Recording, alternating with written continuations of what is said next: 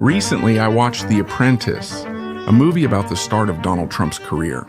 But more than the main character, I was intrigued by the figure of Roy Cohn. Who was that powerful, diabolical person I'd never heard of before? And as I started researching about him, I became more and more fascinated by this guy. Roy Cohn was New York's most feared lawyer in the 70s and 80s, unscrupulous, immoral, and fearless. Someone who would do whatever it took to protect his interests. Do you want to make the law or be subject to it? Roy Cohn is always depicted as a huge son of A.B., whether played by Al Pacino in Angels in America, Jeremy Strong in The Apprentice, or seen in any documentary or interview. And that little boy that nobody liked grew up to be Roy Cohn.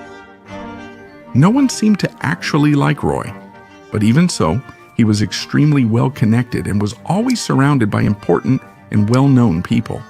He won people over not with kindness, charisma, or friendliness, but with respect and especially fear.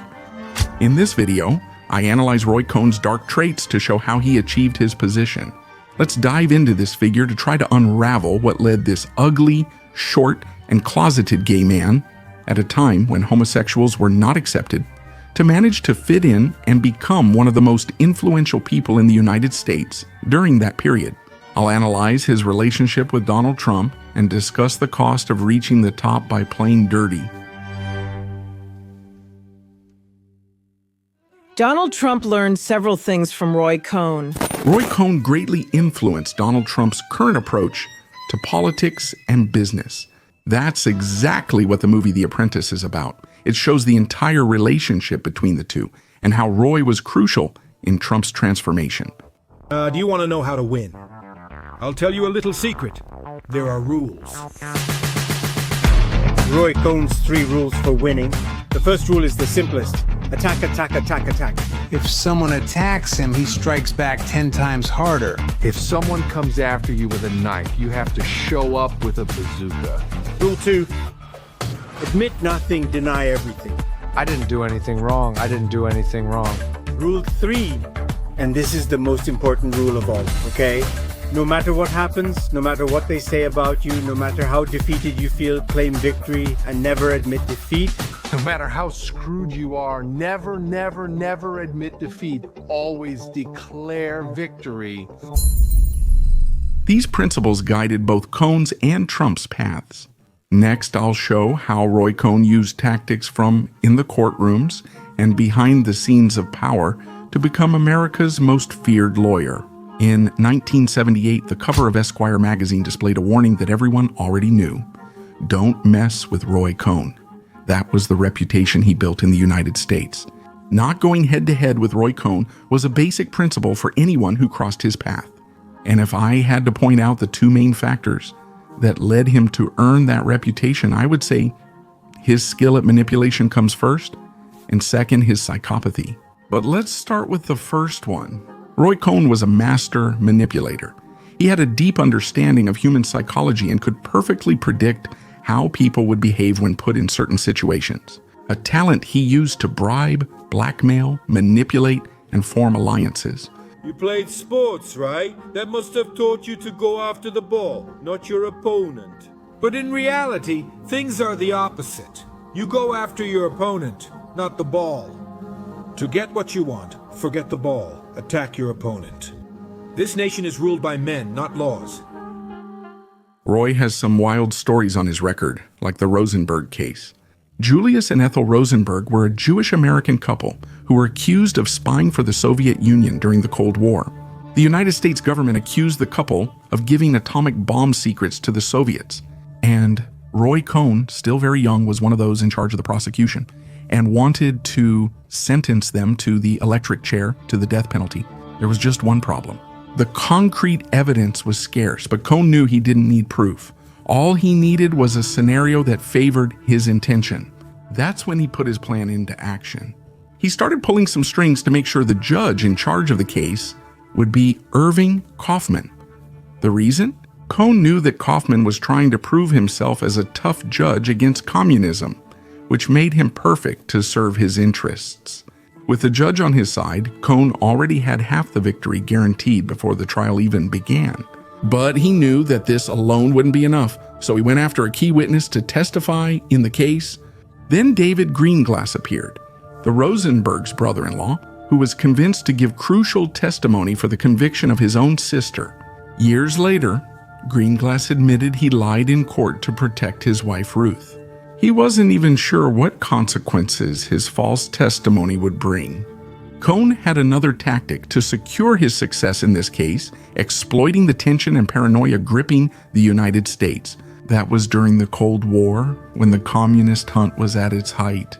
Cohn exploited the tension and paranoia to persuade the jury and public that the Rosenbergs were traitors and a serious threat to national security. The result of the trial: victory for Cohn. The Rosenberg couple was sentenced to the electric chair, with the only concrete evidence being the fabricated testimony of a threatened relative who knew little about the real consequences of his words. And now, maybe some are wondering, why did Cohn do this? Why did he want so badly to get this couple convicted? It certainly wasn't justice he was after. He wanted to win. He aimed to use a high-profile case to boost his status, advance his career, and be remembered as a key figure in the anti-communist movement in the United States. The guy who sent the Rosenbergs to the chair. About that, I plead guilty. But those were the clear goals. I think that above all, this was a case where Roy Cohn also saw an opportunity to achieve something that would be fundamental for his career from then on, to become a feared figure. And that's also why he bragged so much about having managed to send the Rosenberg couple to the electric chair, because that was symbolic, a clear message to anyone who dared to get in his way. Don't mess with Roy Cohn. Another curious strategy that Roy used was the fact that he didn't charge many of his clients, something he did for a simple reason. He knew that the greatest power was having important people owing him favors, feeling like they were in his debt.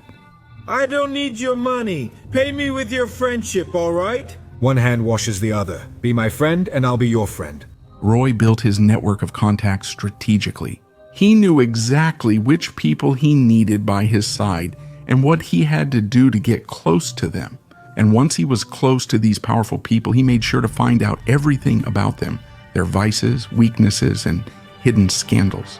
And he kept those secrets, always ready to reveal them when an opportunity arose. He frequently visited New York's most exclusive spots, attending parties and dinners with politicians, tycoons, artists, and mobsters, which gave him great power. After all, who would have the courage to sue him knowing he was close to judges and senators? Or who would dare attack him knowing about his relationship with the mafia? He was practically untouchable.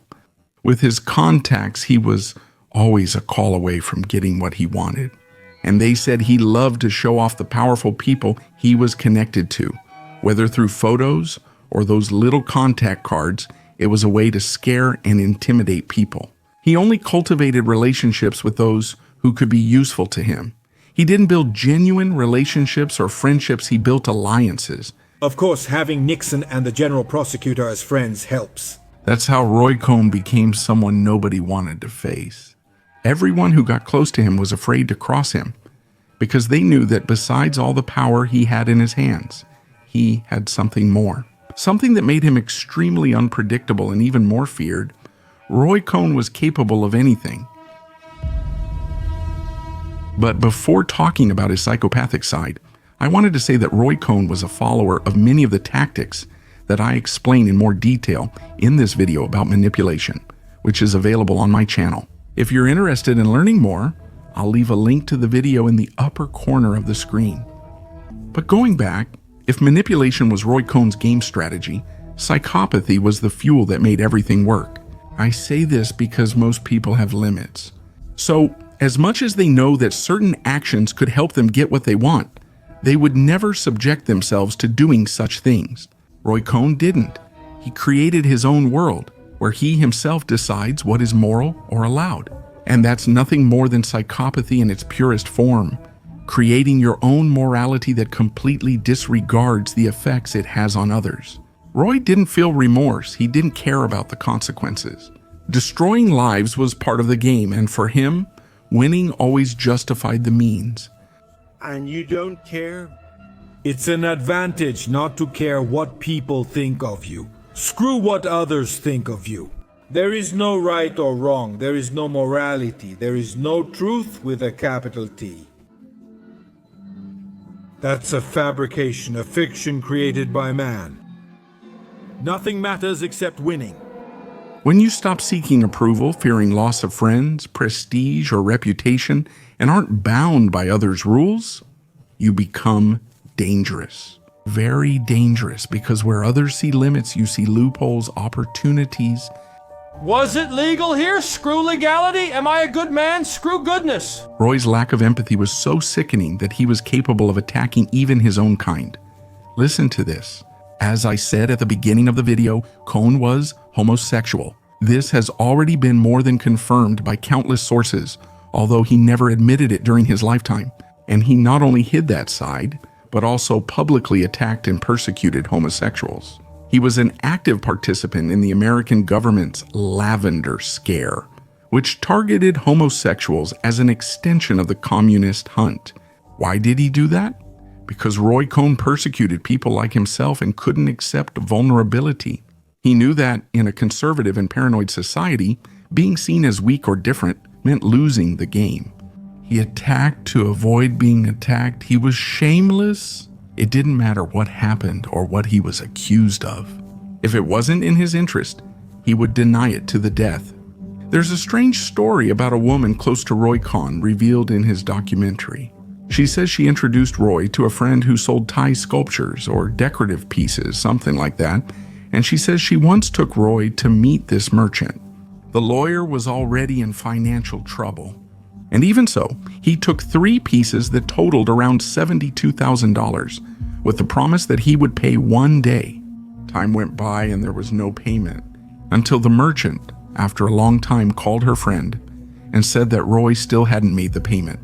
She, knowing who it was about, went to Roy's house when he wasn't there and took the 3 pieces back to the merchant. That same day, she says she went out to dinner with Roy, and even though he noticed she had taken the pieces, she says he didn't even mention it and acted normally, as if nothing had happened. That was his attitude. In his mind, if he didn't admit something or talk about it, it simply didn't exist. What is the truth, Tony? What is the truth? Do you know what truth is? What I or he say is truth. So what is truth in life? Deny everything, admit nothing. What I've said so far might make many believe Roy Cohn was a functional psychopath in a world that rewards those who play dirty without hesitation. And I even agree with that, but there's a detail in that sentence that doesn't quite convince me. Does it really reward them? I'm not one of those people who believe that we necessarily pay for our mistakes in this life, but Roy Cohn is an example of someone who seems to have gotten what he deserved. He contracted acquired immunodeficiency syndrome and slowly rotted away until his death, watching everyone who once stood by his side turn their backs on him in his moment of greatest vulnerability. The end of the movie, The Apprentice, portrays this sad end of Roy Cohn, and I believe that the way the narrative is constructed might even make some people feel sorry for him. Above all, there's hatred toward Trump for being ungrateful and turning his back on someone who greatly helped him. But I see a certain irony in this ending. I don't think Roy Cohn ever expected to meet someone as cold, indifferent, ruthless, and calculating as himself, and who therefore could handle a situation like this with such contempt, coldness, and inability to feel empathy. Let this teach Roy Cohn a lesson next time. When you teach someone to play dirty, don't expect that person to heal your wounds in the end. I learned from the best, Roy. What can I say? Love you too.